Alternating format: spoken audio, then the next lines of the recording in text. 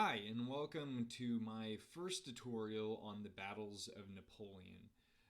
This is a great grand tactical war game that not a whole lot of people know about, but it's really, I would say, the best Napoleonic war game out there, both in terms of performance, usability, and just god dang old fashioned fun. The YouTube has decided that abandonware sites are illegal and you can't show how to use them. And unfortunately, this game has been essentially abandoned. And so the setup is going to have to kind of fall on you. I am running this on Dosbox, and that's a free, readily available legal software. And I will post in other forums where you could maybe think about downloading the files that you need to run this. But it is fully abandoned. I don't think SSI is still around. So hopefully we won't get in trouble with YouTube for showing this game because it really is a great game. So most modern numpads are on the left, so you can just go over and click on that too. Oh, I guess yeah, there we go. Um, so in order to get into the game, we are going to go to P, play a scenario. You can click on this, but you can also press P on your keyboard. So the game doesn't hold your hand really, but the kind of best tutorial scenario is the Borodino one. So we're going to go over and hit B. We are playing with the computer, so we're just going to go hit computer. The rest of this stuff I haven't played around with, but I think it's essentially just difficulty level, like French strength. If you're playing with a friend who's new to it, you can throw their strength up. Um, we'll continue. I haven't played around too much with these either. I just always play with no special directive. Shouldn't impact your game too much. So this is the kind of overview scene.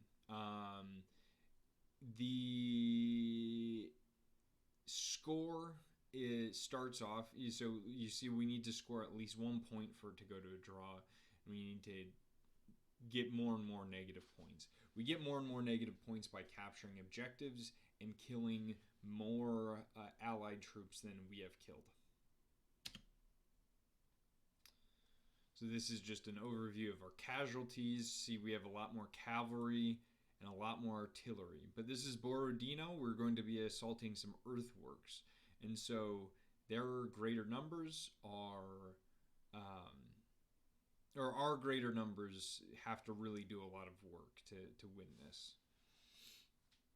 So this is just in a list of objectives. You can take note of it, but it'll also display it. I like the sound. It just is usually cannon fire. I usually set the delay loop to 2.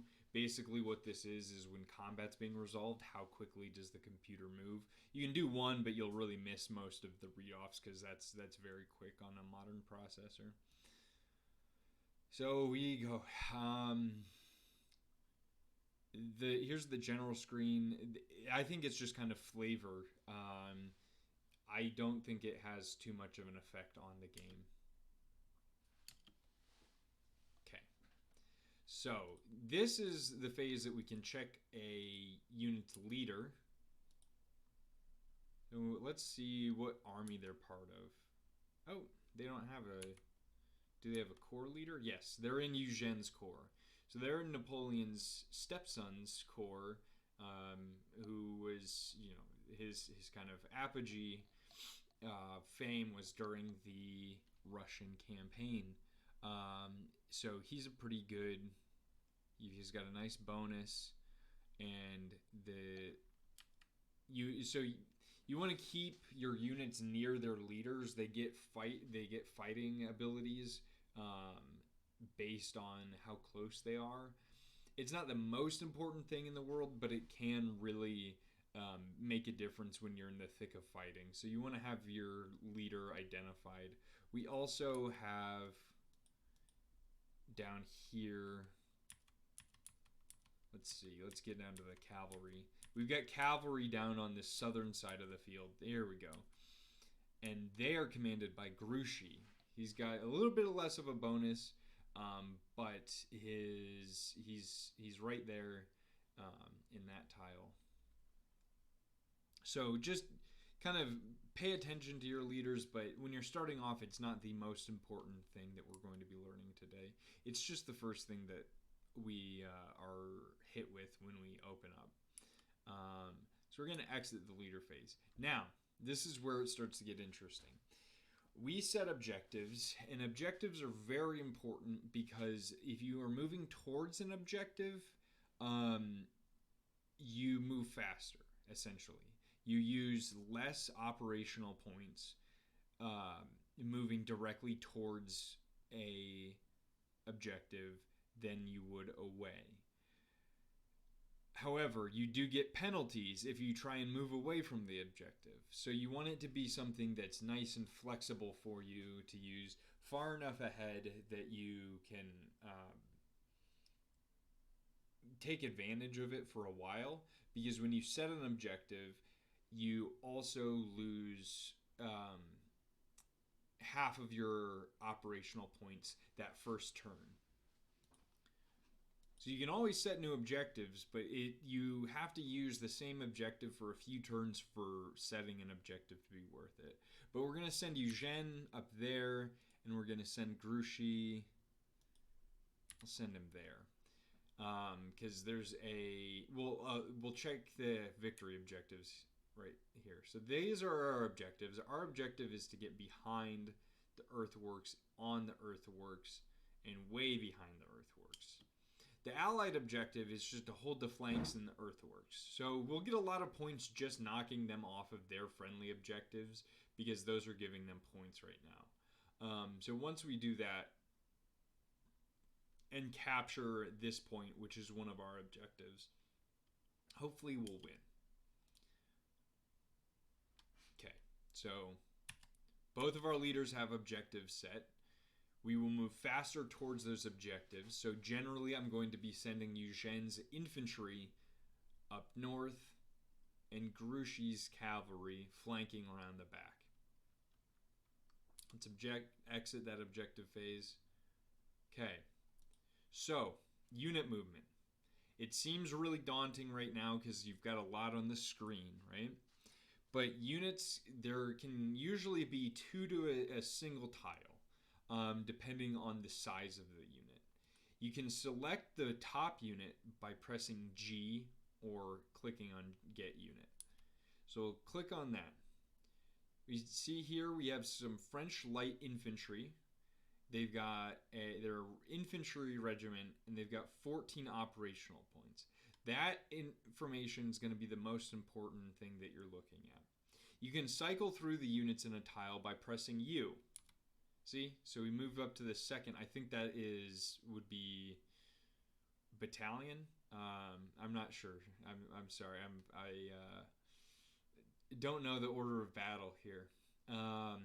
So you've got 2 units in this square. Now you're going to use the numpad to move each unit around. Remember, our objective is out here past this little screen. We can refresh ourselves. Oh, that's not the objective. Okay, that's our victory objectives. But so we're moving out in this area to try and take that. Before we move, though, we want to check our visible enemies' lines of sights because there's artillery there. You do that by pressing V and then the direction that it's facing. So it's facing. You can tell that the cannons are facing this way because they're perpendicular there. These 8 dotted dots are indicative of artillery. The squares or rectangles are generally indicative of infantry. And down here we have the classic NATO cavalry symbol. So we're going to check this line of view. You can zoom in and out by pressing O or other map.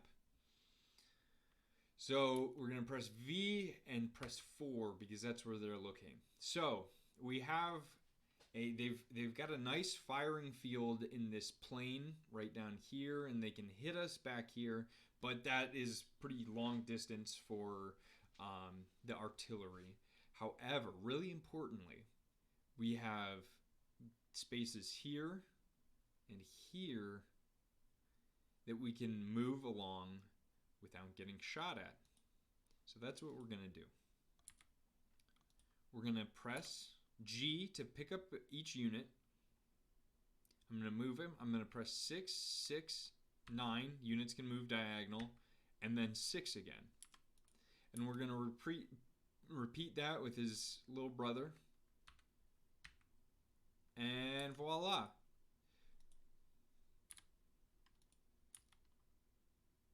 So we can check. So he's not in the line of sight. He is safe. Okay. So that's how you move around infantry. I'm not going to be playing out this whole scenario because it takes a while. I might play, I might upload a full gameplay if there's interest. But honestly, it would take, an hour or two, and I want this tutorial to be short and concise. So, moving on to your second kind of unit type is cavalry.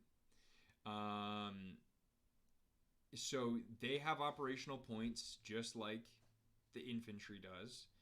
They move a little bit faster just because they're on horses generally, but they can't move through forests, so you got to move them down.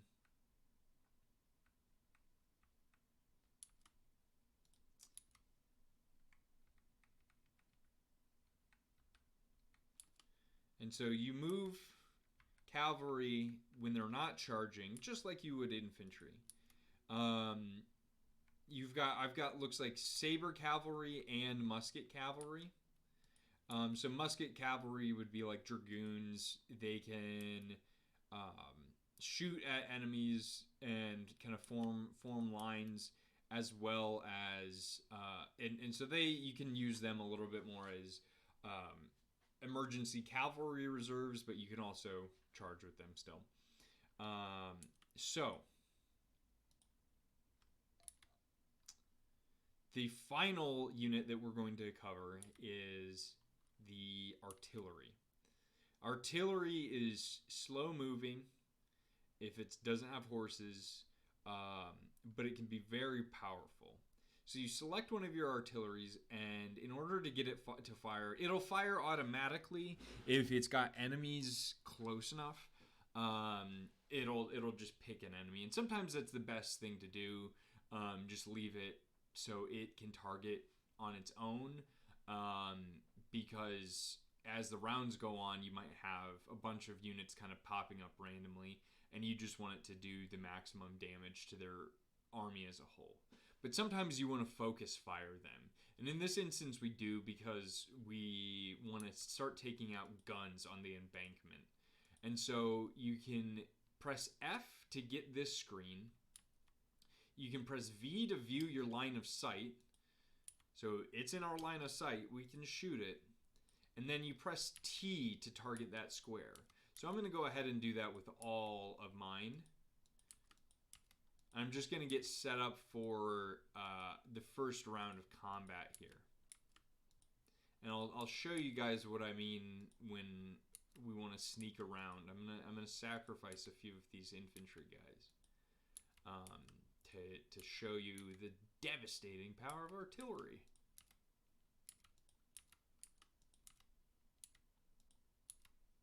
Oh, he's not in the line of sight. So, goes to show checking line of sight's important. So all of those cannons now, at the start of the round, will fire on this guy.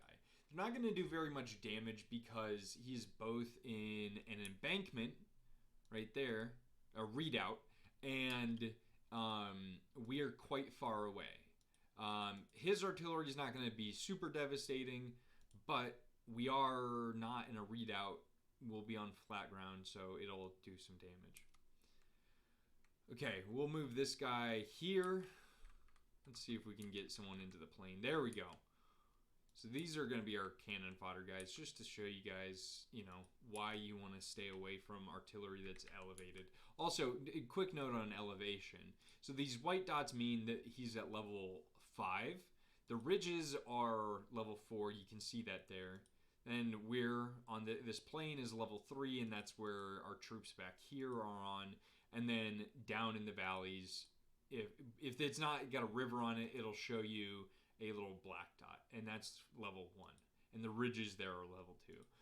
So you want to control high ground. You do more damage off the high ground. You take less casualties. It's overall just really good. But without further ado, let's start combat, just so we can show you guys what I'm talking about when I say you gotta stay out of that field there. So we're doing some damage. We're taking out a few of their men. We didn't take out any of their guns, though. So their artillery is going to be just as powerful as it was before. We're not going to save the game. I'll include that in a later tutorial. This is really just how do you play the game. Okay. There we go. We're doing some damage here. They moved their infantry up. There we go. You guys saw we lost 89 men there. 79 men. And that's really far back. As we get closer, we'll get up into the hundreds of men lost. So, you want to avoid being in artillery's line of sight until the very last moment, especially in this map. Okay. So, there's a few more concepts that we need to cover. The first is we will do some cavalry charges. You have to have, I believe, 8 operational points for a cavalry charge to start. You get to the cavalry charge screen by pressing S, which triggers your formations, and then you hit 1 to go to charge, and then you're in the same screen as you were in the fire screen. You can check your line of sight here. These guys are in our line of sight, so we're going to try and charge them, just to, spice things up a little bit. This is also probably going to fail. This is not how I would play. No, I don't want to do that. No, I don't want to do that. There we go. This isn't how I would play typically, but I'm just showing the different concepts. So those two should charge. Cavalry charges do a morale check at the start of the round to see if your unit actually charges. And then once they collide with the enemy does a morale check to see if they collapse and they retreat. And if they do, you do automatic, it's a pretty substantial amount of casualties, and then you keep charging through them.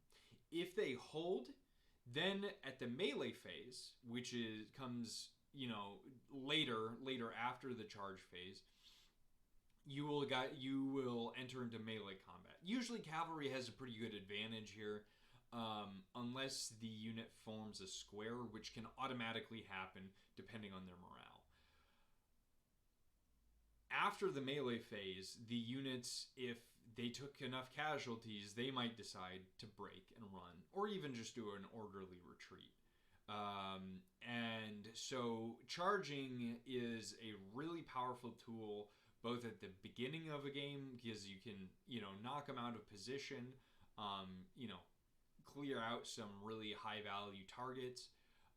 But you can also, if you do a mass cavalry charge at the right time later in the battle, it can be really devastating because your cavalry will not stop causing casualties until they're stopped by a high morale unit. So just be judicious in your use of cavalry. Really ask yourself, what are you trying to accomplish at any given time? So the last little component, and I don't think I'm going to be showing any actual man-to-man combat here. We will check. But right now I am in a column formation, and I'm going to advance along this little safe line. And so right now I've got 3 operational points left. That would allow me, you need to have 2, I believe, to fire and 1 to melee. Actually, I think it's the opposite. You need 2 to melee and 1 to fire. Right now we're in column formation. You can switch to different formations by pressing S. So we see we have line, we have column, we have square, and we have open. Line is really good when you are lined up, just musket to musket, trying to wear down your enemy.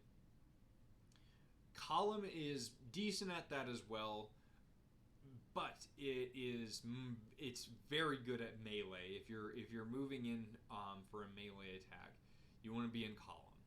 Square is great against cavalry charges, and so you can preemptively put like a guy on the edge of your unit in square just in case you do get charged, so your whole army doesn't fold under the cavalry charges.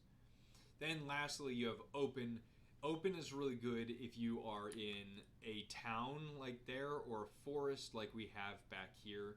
It allows you to move through them quicker, and it's a nice defensive position. You don't take very many casualties.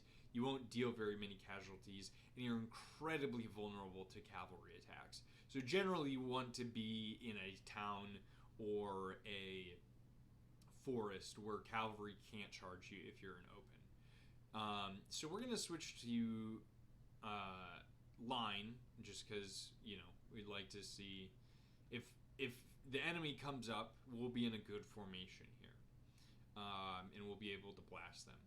You can choose a target for your musketeers. So that's their line of sight. So that's all available targets.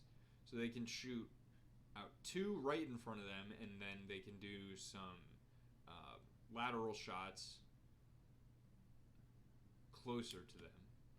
And so you could choose a target. I'm not going to, because when this says no plot, it means that it's open to firing anywhere if it gets the opportunity. And since there's not enemies there, we don't know if they. We want to maintain the possibility of firing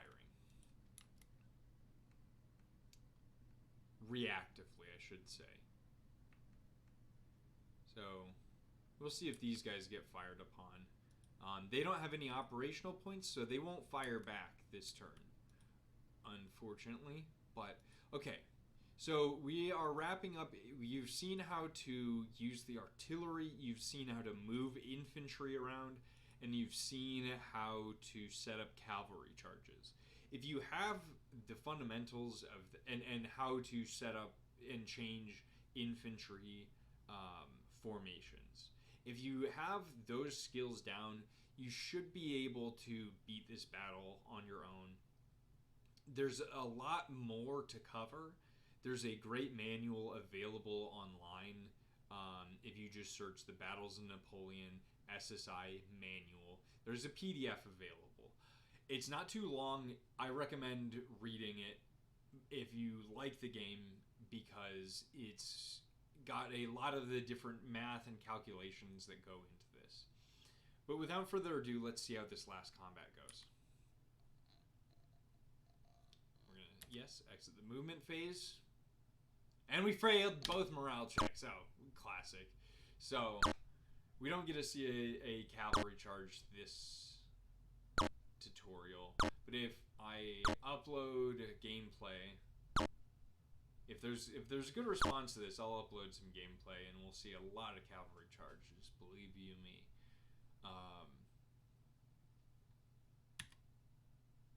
Now it's the Allies phase. Hey, they lost a gun, so their artillery strikes are going to be a little bit less potent, which is very nice. But they do like to do damage to our artillery too.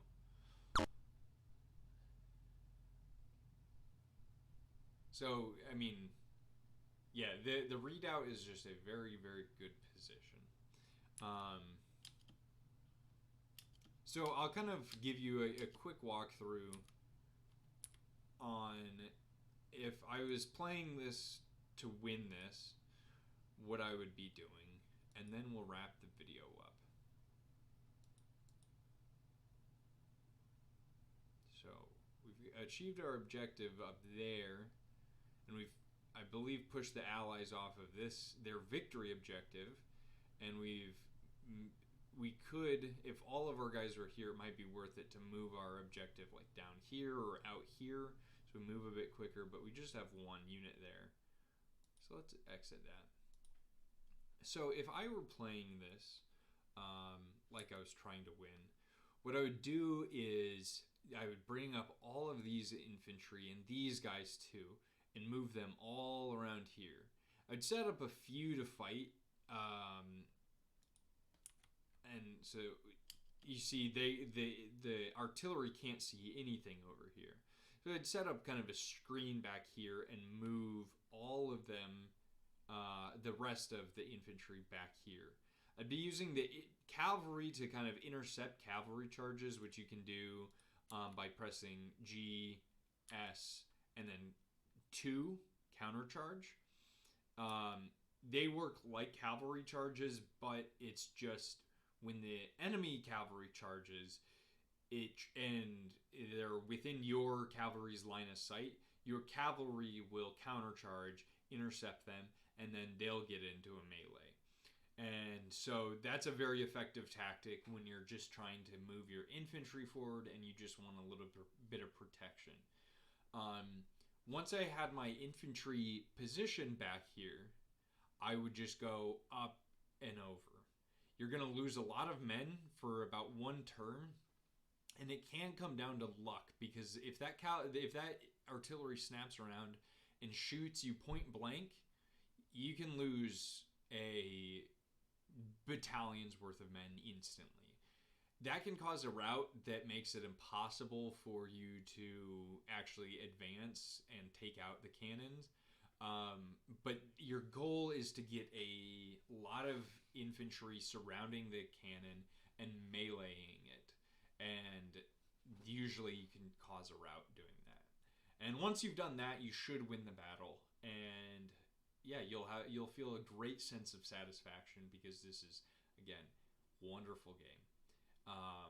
I will try and figure out a way to let people know how you can access the game without using illegal methods. YouTube, Hail Larry page. Yes, I hope you enjoyed the tutorial, and I hope you enjoy the game. I'm going to see if there's a way to play by email, because I think it would be a really fun game to play multiplayer. But without further ado, I hope you guys all have a good day, and I hope you download the Battles of Napoleon today.